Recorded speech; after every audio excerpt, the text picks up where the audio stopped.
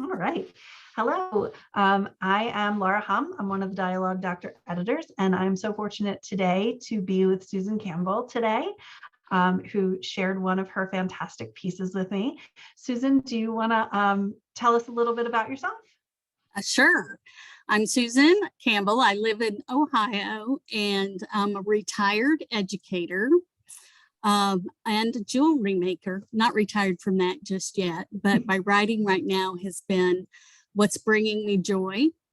And I haven't really written anything that's published since I was in college. And I'm not going to tell you how long ago that was, but Probably about the same amount of time as it was since I was in college the first time. So, oh, you're sweet. But I am really, really eager to, as I delve into my writing more focused and more dedicated, I want to do it well. And so I want to learn. I've already learned so many things from Dialogue Doctor. I'm so excited. I've put some of them to work, I hope. And so this is just a little cozy mystery, nothing of high literary value. Can't compare myself with Anne Perry or Agatha Christie, but I can say there are some out there that I think I might be able to do a little better than. Oh, maybe. But everybody who tries, is worthy. It's a cozy mystery. Gemma is the sleuth or the protagonist, and she's going to have to encounter a murder close at hand and solve it, and in the meantime figure out what she's going to do with her life and how to move forward. The hook, if you will, is in a bead shop, a jewelry supply shop. What makes it a little different is that her Aunt Donna is a geology professor, and so there is a lot of play with rocks and gemstones here as well. And so there's a bead shop, but in it is the rocks, and we also have a metaphysical property to the gemstones going on throughout. None of that shows up in the first chapter.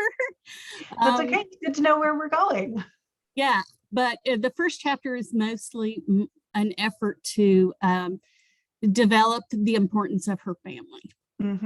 Excellent. And I could definitely tell that as I was reading through the chapter. I could tell the importance of Aunt Donna in her life. The way that you've kind of created these characters, it feels like Gemma is in a turning point in her life where she's trying to kind of figure out what the rest of her life is going to look like.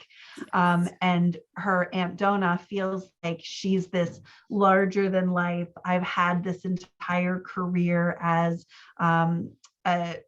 she's a professor. Am I remembering that from the story correctly? Yeah. So she's a very strong character who kind of knows who she is. And I can kind of see her almost as Gemma's compass in kind of figuring out where the rest of her life is going to be. Is that what you were aiming for? Yes. Wonderful. That definitely came across on the page. Oh, good. Yeah. Great. So let's go ahead and I'm going to share the screen. If I can remember how to share the screen. I feel like I do this all the time. I should know how, but every time it stumps me. Well, you have too much in your brain to hold on to that. Oh, you are sweet. Okay. I just use that excuse all the time. All right, so here we go. So one of the things that I really liked about what you did right off the bat, and I'm not sure if you mentioned a few minutes ago, you've learned a lot from the Dialogue Doctor. So I'm not sure if this is something you did specifically because it's something we coach. Yeah, you're nodding yes. Okay. Yes. So we start with this really great line of dialogue. Remind me again, I said to myself, why did I leave 60-degree sunny Galveston and come to gray, cold Ohio? Now, what I did is I took the padding of the dashboard of the little Toyota, which was in the next line, and I pulled it right up to the beginning just to kind of orient the reader to the fact that she's in the car just right from the beginning. Right. Got it. Right. So then you go into a little bit of backstory about she's on I-71 from Columbus. Knowing now that you're from Ohio makes a lot of sense as to why you were so familiar, and it felt so realistic that you knew exactly the roads in Columbus and what's happening. So I always appreciate that nod.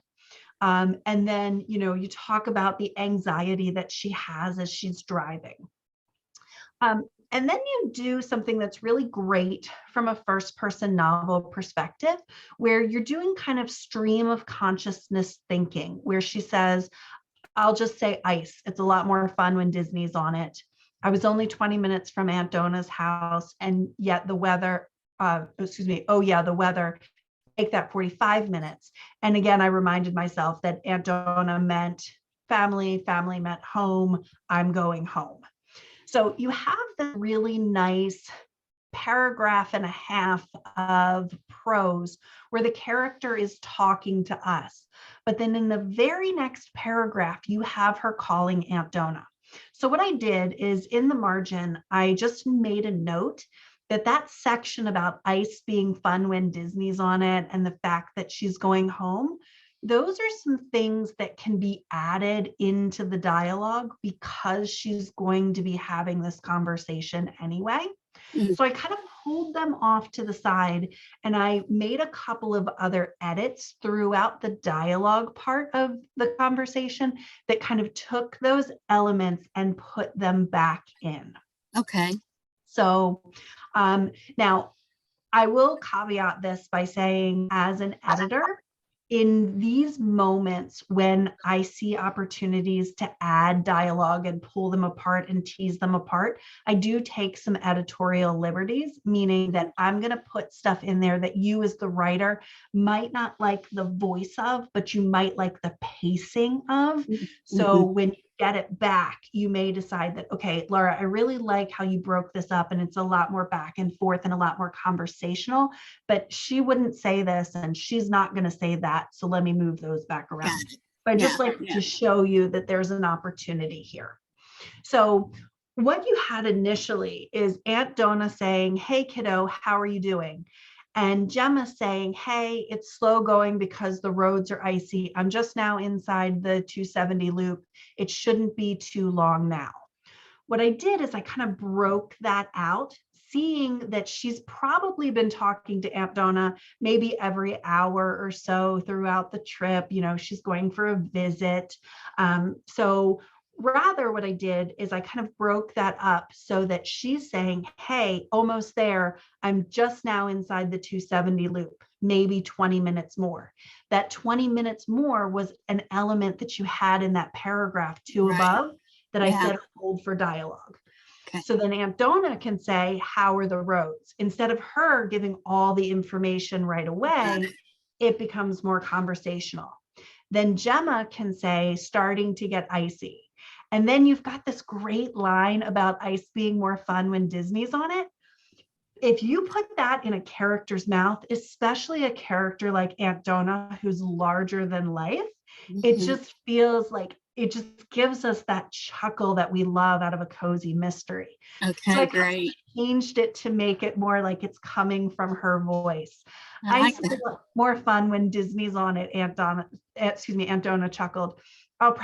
It'll probably take you 45 minutes where you are. It's bound to get heavier the closer you get, right? So now she has the knowledge of her area, and it's not the character telling us, it's them talking to each other. Okay. So same lines you were using earlier, just putting them in the characters' mouths as opposed to thinking for themselves. Got it. And then you had this great line about the SUV cutting her off. So what I did is I just said, as if she knew it would happen, an SUV cut in front of me. So your line about the SUV stays exactly as it was, but now we're giving it a little bit more context into the conversational flow. And again, I didn't know that you had like some metaphysical properties about the gemstones that are going to come in later, but it just seemed like a good opportunity to show Aunt Dona's awareness of the, the world around her. Yes. Yes. So I think that might even give it like a little extra nudge there. Mm-hmm. So then in this next section, in the original text, there was a lot of slowdown. I'm going slow, it's slow, Aunt Donna saying, take it slow, Gemma saying, I'll go slow, it'll be fine. Felt a lot of like importance on slowing down. So I just kind of pulled that back a little bit, left Aunt Donna saying, just take it slow, you'll get here when you get here. And then Gemma responding with this, I'll be fine, almost as though she's trying to like bolster herself. Right. And then if I get stuck, and then you've got this great line about, I've got peanut butter cookies. And my aunt's laugh was the warm hug I needed. I think it's supposed to be just plain peanut butter. And then you've got this element of the aunt's laugh feeling like the warm hug. So the element of Aunt Donna meaning family and family meaning home felt from above much more impactful here, instead of her reminiscing about it before it's in conversation. Uh-huh. This warm hug is pulling me into that element, and it's reinforcing that concept you had earlier. Okay.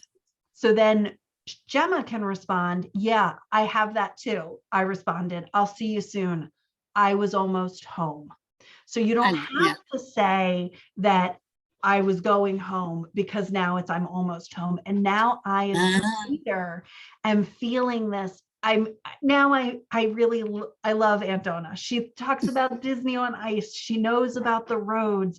She laughs at my peanut butter cookies instead of my peanut butter, right? Like, she's embracing who I am. I really want to get there. I really want to get home to her, right? The fact that she's home really feels like warm, which is what you want from a cozy mystery. So all of the stuff that you had there originally worked great, but we can just bump the reader's connection to the story just by making those small tweaks to move some of that dialogue around and take some stuff out of prose. It takes it out of a chunk. Right, exactly. So then we get to the place where she says, I'm counting on it, or Aunt Donna says, I'm counting on it. Then we disconnect in the podcast and the wipers and turning it off and being silent. And then you give me about 7 paragraphs of backstory. There's a lot of really great information that's helping me get and understand why this transition is happening. But I don't want to read what happened to get me here. I want to get to Aunt Donna. Okay. So what I suggested is I put in the notes, hold this for dialogue.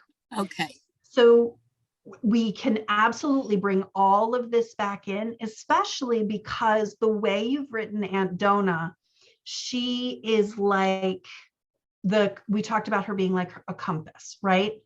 She knows Gemma. She knows Gemma's history.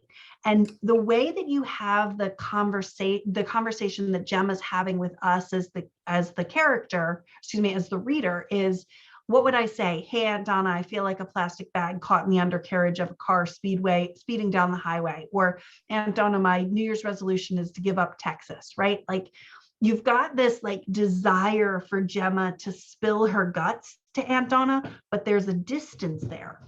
What happens if we take that language and we actually put it in Gemma's mouth, but we have Aunt Donna saying, all right, kid, you're here, you've got this great warm soup in your belly. Now tell me what's really going on. Yeah. And then all of this conversation about, tell me why you left your job. You said that when you left your job, you were going to try jewelry again, or why aren't you trying jewelry again? And then this paragraph that you have all this great details about, I studied with John Tinsley to learn metalsmithing. you can put that in conversation between them. You know, Aunt Donna can say, and that metalsmither that you worked with, what was his name again? And she can just say, oh, John Tinsley. Yes, I learned a lot from him, but I'm not in my 20s anymore, right? Like, I can't keep living at anxiety at level 10 to know where my next paycheck is coming from. It's why I joined the nonprofit, right? Like, and then this idea that the relationship ended. Aunt Donna can say something like, and well, you know what? I never liked that fiance yours anyway, right? Like, so all of this information can come out. You can tell that story, but having it be a conversation, because now I'm immediately bought in, because in this first scene, you have created two characters who are so, just in a page and a half, I'm invested in them. Oh, good. So when they're talking to each other, I'm even more invested in why is this change happening.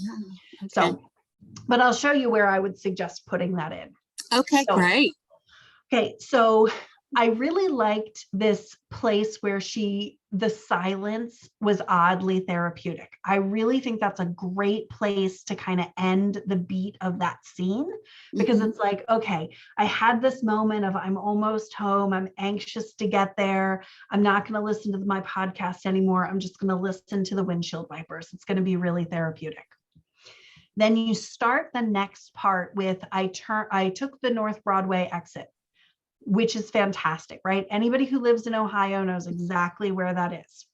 For those of us who don't know where all the details about Ohio, if you just add 40 minutes later, you've now given me everything I need to know that I listened to these windshield wipers for 40 minutes. Passage of time. And I'm almost there, right? Because Aunt Donna told us it was going to take 45 minutes. She's going to be right. So if it's 40 minutes, I'm 5 minutes out, right? So now I know in 5 minutes, I'm going to drive through the tree-lined neighborhood and the memories are flooding back. I loved all of these memories, right? It made me feel reminiscent of my relationship with my aunt, whose name was Donna. Oh, how interesting. That's what I thought, which is part of the reason why I mispronounced her name. That's okay. In our pregame. So, you know, these are really nice. The hula hoop, the money for the ice cream, the treasure hunt for rocks, all of that is really nice. The one recommendation I would have is the ice cream truck with the predatory anthem. So as a reader, I liked it and I chuckled about it, but it really pulled me out of the good memories that I wanted to feel, because you leave us off with the fact that Aunt Donna can't wait for us to show up. And now we're in all of these memories, except for this one that's kind of off and back, right? Like it's, you took me on a high and a low roller coaster. That was free flow for me. It was, you know, and I loved it. And it felt really authentic. Maybe this isn't the right scene for that authenticity. I'll just send it to you in a postcard. Perfect. Okay. I love that. Okay, so then we drove up the driveway. Before we even get out the door, Aunt Donna's yelling Gemma at us. We're jumping up and down. We almost fall. She says, well, kiddo, you made it. And then asks any problems with the road. No problems. I lied, flexing my fingers. We just had a conversation a page ago about the roads. So it felt a little redundant. It felt like it was pulling me away from this joyful reunion. So maybe taking out the any problems on the road to just, you know, easy drive. You made it. It was easy. I flexed my fingers, though my hands feel a little locked, right? Like it's okay to keep that. Like it wasn't the easiest trip, but paired with easy. And again, this editorial liberty here, put something else there. So, and then I like this element that Aunt Donna says, I wish you would have flown. And the reason that I really like this, both from a concern standpoint from Aunt Donna, but also if we take that big block of background and we're putting it later with Aunt Donna, like really going, okay, kids, spill your guts here. This idea that she's saying, I wish you would have flown, is basically her saying that I'm noticing that there's something different about this trip without us having to say, oh, it's something different, right? So it's a little bit of foreshadowing without being that blatant foreshadowing. And without getting lost in what's already come. Exactly. So, and then, she says that Gemma says this great thing, and missed the 3 fun-filled days on the road. Plus, I wanted to bring my soldering kit in case I have time to make jewelry, which is nice because it gives a little bit of backstory there. We're seeing that she's planning to stay a little while, even though we haven't heard the story yet about how long she's staying, but she's coming home. So, right, like this feels like there's more here. So that felt really good to me. And then Aunt Donna saying again, I'm so glad you're here. And I like the little description you give of her right here. Tied into, I'm so glad you're here. I bet you're hungry. Come on in and sit. I'll get you some soup, right? Like it's a good way of giving us that background detail without feeling like you're giving us a ton of background detail. It just flows really nicely. So I thought that was really great. Good. So then arm in arm, we went into the house. And now you have a time jump here again. I'm curled up on the sofa. So my suggestion here is to, again, help orient us as the reader to either frame it as though I put my things away while Aunt Donna busied herself in the kitchen, and when I was finished, I curled up on the sofa. But then I think, is Aunt Donna really not going to have this bowl of soup practically on the table? As I thought about that too. Right. So it's like this element of, so maybe what you can do, because what I can see that you were trying to do here, which was really nice, is give a description of Aunt Donna's house and the fact that she was a geologist. But maybe what you can do is, again, put this in dialogue. So Aunt Donna tells me to take, arm in arm, we went into the house. Aunt Donna grabbed one of my suitcases. I grabbed one of my suitcases. We get in the house and she says, take your things to your bedroom. And then on the way back, I noticed that there was a new crystal on the mantle. And I shouted to her in the kitchen, is this new? And then she can say, I got it at wherever geologists get their rocks.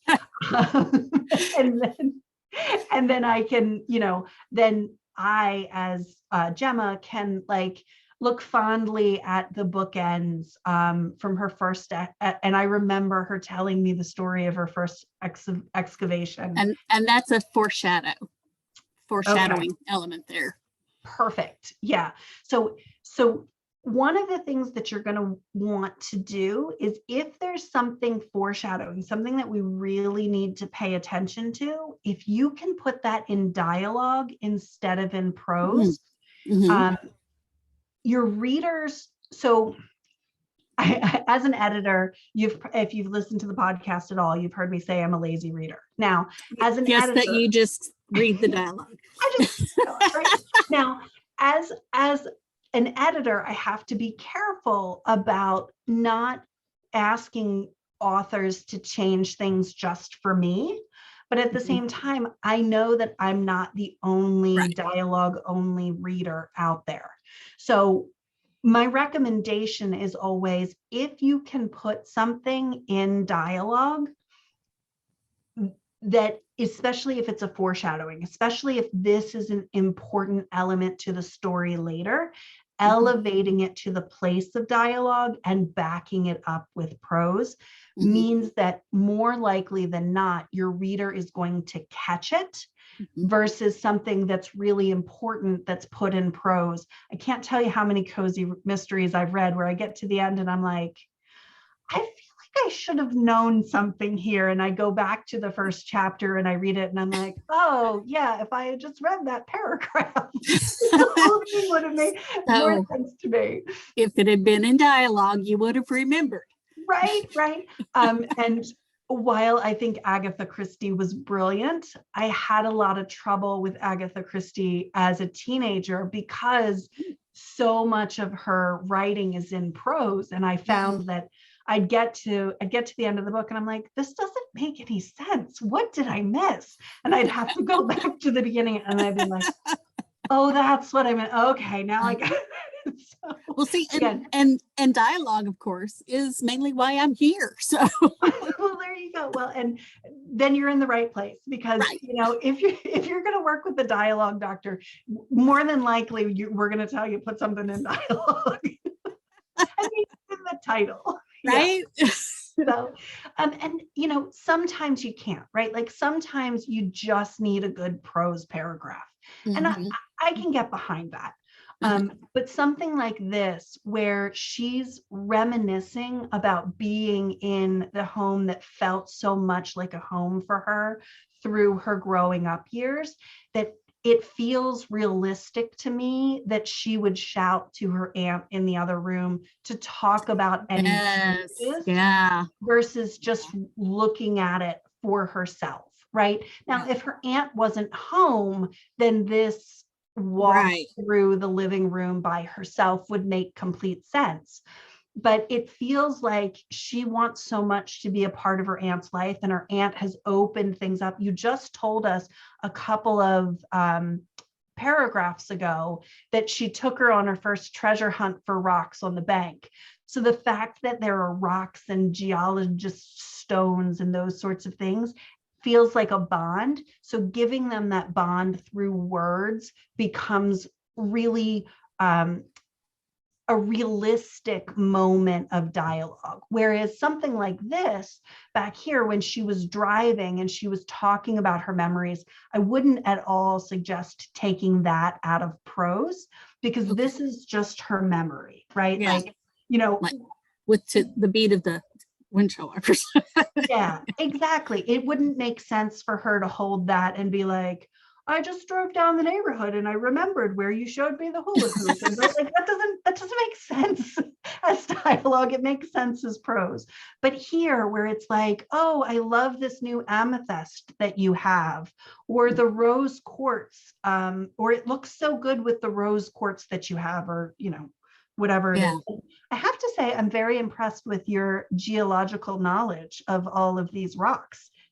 Is that a hobby of yours, or? Well, after I retired from education, I worked for my best friend in her bead shop. Okay. And I played with all these rocks. Perfect. So that's where all the knowledge comes from. Yeah. I love it. And because it makes your Donna character feel so three-dimensional. So I think that's really great. Okay. So then, like in this place where you have this element of Dr. Donna Maxton, veteran geologist, right? Her tenure, all of this makes perfect sense in prose because it's her telling us as the reader, but she doesn't have to tell us all of it. They can talk to each other about it. So then I love this conversation that they have about soup. Right? You have the recipe, something's missing out, I raised an eyebrow, all of that is perfect. Thank you. Oh, yay. Right? So then when you get to this place where Aunt Donna says, nope, kiddo, same recipe, you've got everything I've got. Perfect. This is where I started taking some editorial liberties. This is where you take your 7 paragraphs of prose that were breaking my drive from that 45, what I would be thinking about from the 45 minutes. Fast forward me, let me see more of Aunt Donna. And I took some editorial liberties here. You might hate them, no, that's you might cool. love them, whatever. So I like that idea. I took my first bite. It's never this good when I make it. She let me enjoy exactly 3 bites in silence. So Gemma, why are you really here? And this is where you can have Gemma like push back a little bit. I just missed you. And then Donna can say something like, no more nonsense. You haven't been the same since you left the last job. Tell me everything. And then you take these wonderful details about the backstory up here and you have Aunt Donna ask really pointed questions, right? So the timing of this trip seems a little bit odd. You usually come for Christmas. This is after Christmas. What happened with the holiday party at the Blankenship Foundation? Well, I told you that it didn't work out there. Well, you told me it didn't work out, but what really happened, right? Like letting these details come out in conversation lets us see Gemma's vulnerability and Aunt Donna's ability to provide a safe haven for her niece to come home to, right? Like allowing this to be part of the conversation while they eat allows us to see the vulnerability and the relationship and the strength of the relationship and really be committed to it. Because while this backstory isn't integral to the plot line, right? Like the fact that she used to work for a nonprofit organization may or may not come up later in the story, but it's important for us to know it was part of the reason that she came home.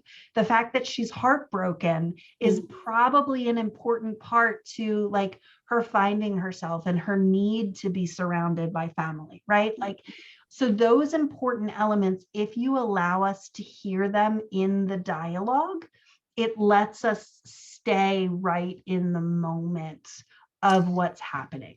And it gives opportunity with body language and tone to emphasize the more struggling components. Exactly. Okay. Exactly. Yep. And I want to go through the last part of the scene because the last part of the scene is what sets up your cozy mystery. So I want to spend some time on that. If we have time at the end, we'll circle back and we'll take like a paragraph of the prose and I can help you kind of craft it into dialogue if you want. Okay. I didn't do it as an example in here because it's one of those things that if you as the author were like, okay, I hear what you're saying about it's a good opportunity for dialogue, but I really need it to be prose where it is, then that's what you would do here. But if you're okay with it, we'll keep moving and then we'll circle back if we need to. Sure. Yeah. Okay. So then this last section, again, this time jump, we start with this distinct, I can't say that word, melody sound. Melodic. Thank you. I knew because it wasn't in dialogue. maybe no. My spouse laughs at me because I can't, like, letters don't make sense to me. So like I can look at it and I can see it and I can know what it means, but I can't pronounce it. So thank you for giving me the pronunciation. Hey, it's all right. I like to say I have other skills. I can't read. Absolutely. I will give you an out on that one. So Thank you're you good. so You're much. good to go. Yeah.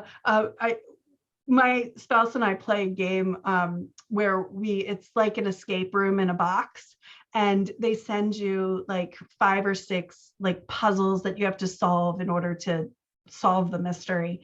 And we take turns reading the paragraphs out loud to each other.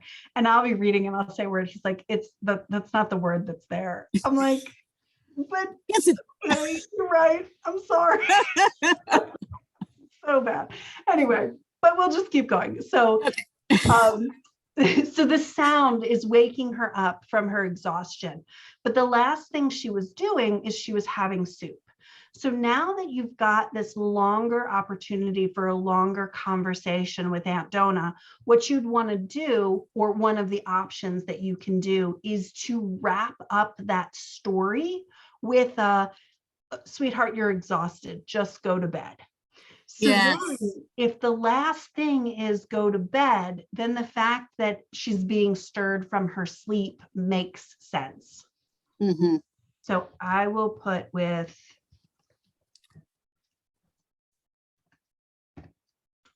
that Yes. in the notes, just as a quick reminder there. Right. But that timing thing helps orient us.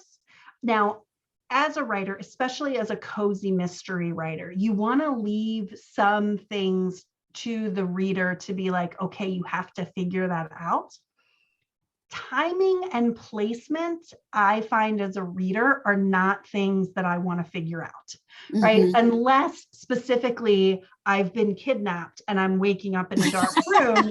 And then that's when I want to know how long it's been and like Got it. one of the places. But Got in it. general, like you want your readers to feel comfortable enough in the ebb and flow of the mystery to be able to figure out who done it, as opposed to where am I, what's my surroundings, who's with me, right? Like just make those, and those small 2 or 3 words really orients us. We did it a little bit earlier when we said 40 minutes later. Right. Just that one little phrase makes it easier for us as the reader to know. And that can be a hard thing for a writer, because as a writer, you know the story. You know exactly where every character is in every moment. So you're writing, especially as a first person story, right? Like you're just writing where the person is. So this is where having an editor or even like a beta reader come in and just let them know that, hey, one of the things that I'm really working on is making sure the start of every section or every chapter really feels well oriented. Can you just take a quick look at that for me? Might be something that can be helpful for you. So, That's all right. good. So I like that. Oops, sorry, go ahead. I just said I like knowing that. That was a good tip. That was a good tip, Laura. Oh, good. I got one. I made it worthwhile.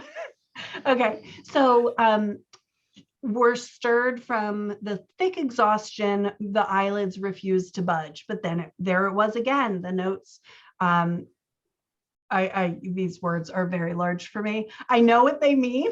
Resonance king, but sweet and gentle, like an angel playing bells somewhere. I love the imagery of that. I smiled at the image. I rolled over, and then again, I want to be oriented to what time it is, because when I first read it, it felt to me that like it was like 3 a.m. But then Aunt Donna was up and she was about. So then I was like, well, is it like 8 o'clock? So like now I'm thinking about, as the reader, I'm thinking about the wrong thing. Like I should be thinking about the notes and the sounds that I'm hearing. And I'm trying to figure out what time is it? Oh, okay. So just adding that little bit of like, I peeked out of one eye and looked at the clock, whatever Gemma would say, but just orient us to that timing. And then it makes sense that these harsh metallic tones banged and clanged brashly against each other, right? Like now I'm like upright. So maybe you even want to add, I shot upright in the bed, right? Just again, feeling the feelings that Gemma is feeling, that body language. And because it's in first person, you don't have to necessarily pair it with dialogue, because you can actually just explain what she's doing, which is one of the benefits of that first person point of view. So, and then I love Jasper H. Quirks. And Donna yelled, "This has since stop. We can't blaspheme in cozy mysteries." Right, no, I loved it. It was perfect. Okay, so this is a section where the dialogue is really fun, but the pacing of the scene felt a little bit slow to me. Okay. So when we're talking about pacing, just to remind you and anyone listening, that when we're talking about pacing, we're talking about the speed with which the characters talk to each other. And in this case, when something happens that's alarming, or you want the reader to feel the intensity of, you want the dialogue to come faster, because the faster the dialogue is flowing, the less the reader has to think about other things, meaning they're staying really focused on what's happening. So I made a couple of suggestions in here to pull the intensity of that part of the scene so that we're seeing the annoyance of Aunt Donna and this That's okay. sound at a much more rapid pace. Mm-hmm. So again, editorial liberties here. If this isn't what you like, we can pull it back. Well, let me ask a question with that, because I think what I was trying to go for, and it may not fit, but was Aunt Donna, she is so hard trying to control her temper that she doesn't usually have. And she's just really trying to hold on to herself. Yep. So that's kind of where I was trying. And I really liked that. I just wanted to see it a couple of exchanges later because we're not telling Aunt Donna's story. We're telling Gemma's story. So Gemma woke up. Aunt Donna has been hearing this noise every morning since August. This is the first time Gemma's hearing this noise. So Gemma's trying to orient to what's happening. Now, again, when you see these changes, if you feel like, nope, Aunt Donna needs to be where Aunt Donna was, then we pull it back. But my job is playing with it, show you an opportunity to do something different. So worth playing with. Right. Okay. So what's going on? I called out. I knew from the childhood reference to JHC meant she was over the top mad. I ran down the stairs, putting my arms through the robe sleeves. What the hell's that sound? That woman next door, Aunt Donna said as she gave the French doors off the dining room a firm push closed. I thought Mr. Shimmer lived next door. Mr. Shimmer passed away last spring. Oh, Mr. Shimmer's gone. He's such a sweetheart. I stood at the bottom of the stairs trying to understand. Now I've got this crazy zebra on steroids. What's all the noise though? She took a deep breath and turned towards me. Every day since she goes out back. So it's the same lines that you had. I just organized them differently. So in the moment, we're understanding the confusion that Gemma is feeling. And then we give Aunt Donna this opportunity to take the deep breath to realize that, okay, I can't just slam my door shut and stomp to the kitchen because Gemma's here, right? I have to control myself a little bit differently. And then you can keep everything else kind of the way that you had it. But Gemma's focus is wait a minute. And I almost thought, I thought Mr. Shimmer lived next door, to be Mr. Shimmer got married, right? Because of that woman that you have next door. So, it's just, again, if you like it, it does change the pacing. It allows me as the reader to feel what Gemma's feeling and see what Aunt Donna's feeling. Because as you get to the next part, the Aunt Donna stabbing at her breakfast and up to here and all of that was good.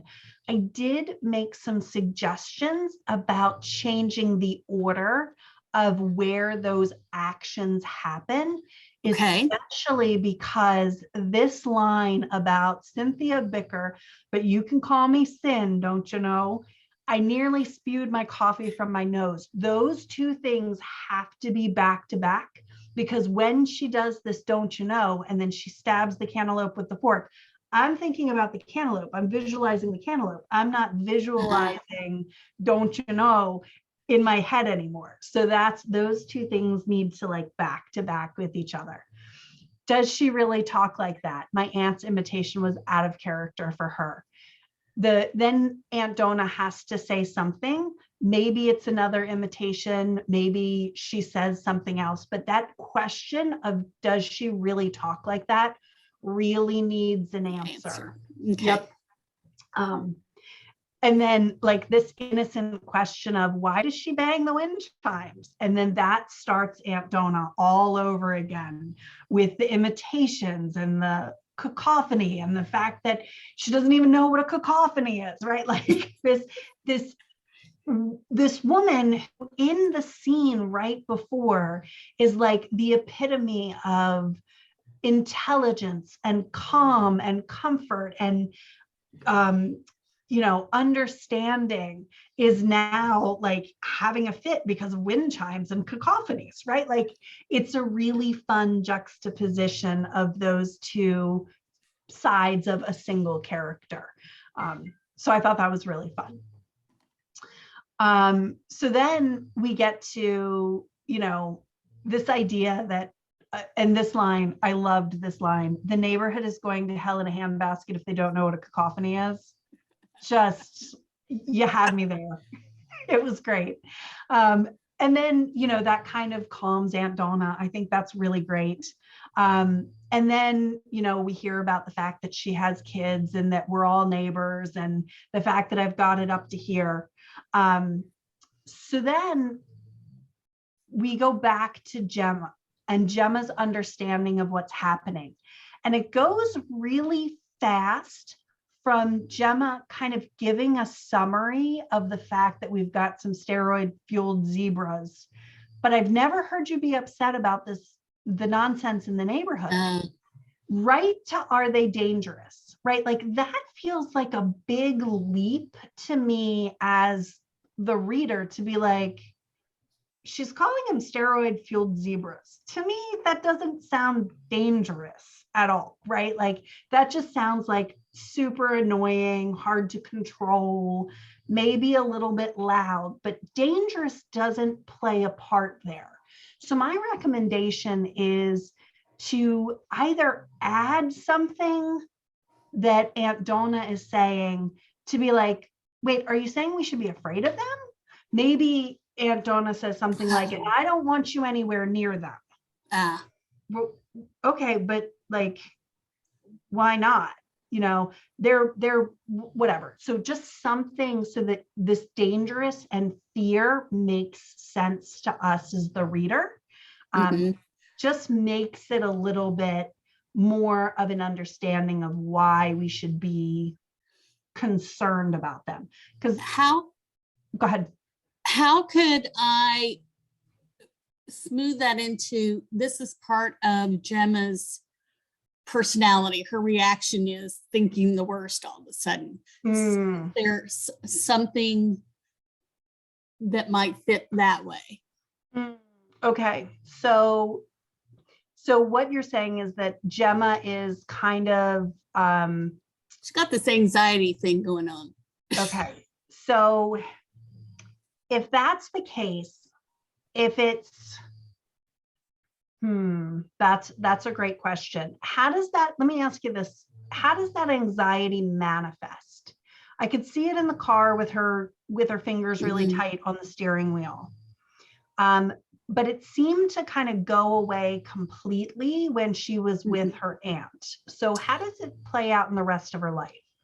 Well, her aunt is the only person she has left that she is related to. And her father died a few years ago, and she is just like, now I'm afraid I'm going to lose the last person in my world. Okay, so then what you can do is you can have Gemma turn that around and be like, Aunt Donna, I don't like seeing you like this, right? Like, was her father Aunt Donna's brother? Yes. Okay, so then, Dad died of a heart attack. I can't lose you that way too. Calm down, keep your blood pressure under control, something that makes it like, like, okay, so we're laughing about this, but at the same time, like, have you been up every single morning yelling at the neighbors through the door, right? Like, because that's not healthy, right? Like, so she's coming at it from that health perspective, that could turn it around. So just kind of thinking about what it is that's going to show us that there should be some fear there, because I'm thinking that sin has something to do with whatever murder or mystery is going to happen. Possibly.